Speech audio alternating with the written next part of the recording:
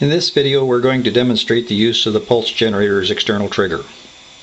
Both of the channels have an external trigger input, but we'll use only the one on channel 2. In this demonstration we'll be using the pulse sequence generator to drive a 2-channel relay board. We'll begin by transmitting a data file to the pulse sequence generator.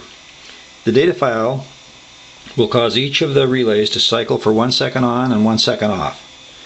On channel 1, after the initial 2-second delay, its relay will begin to cycle.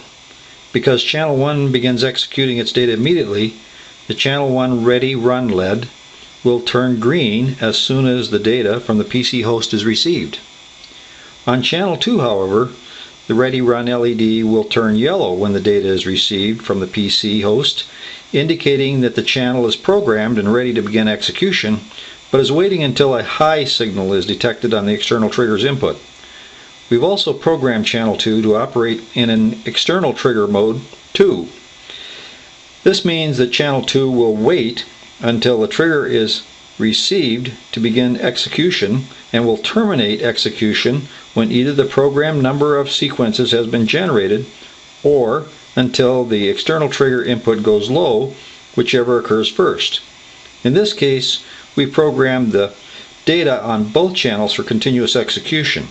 So the program on channel 2 will continue until the external trigger input goes low.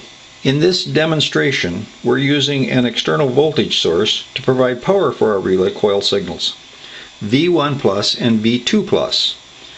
We've used a rocker switch that will connect the channel 2 relay power output signal V2 plus to the external trigger input. When the switch is activated, the external trigger input will see a rising edge which will be detected by the onboard microcontroller. A software debounce algorithm is used to eliminate noise inputs, but that also means that the trigger's effect is slightly delayed. This can be up to almost a half a second. When the switch is deactivated, the debounce algorithm will again delay the termination of the sequence by approximately the same amount. Now we'll transmit the data file to the pulse sequence generator.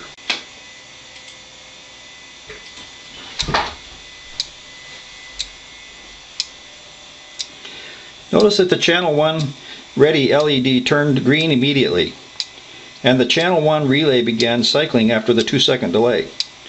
The ready run LED on channel 2, however, is yellow. This indicates it's waiting for the rising edge to be seen on the external trigger input. So now we'll activate the rocker switch to produce the external trigger. Notice that the channel 2 ready run LED turned green and the channel 2 relay begins cycling. We'll let it cycle for a few seconds. Now we'll deactivate the rocker switch. Notice the channel 2 ready run LED turned off and the relay ceased to cycle. One final note: if the external trigger goes low during an on pulse, the on pulse will be terminated immediately.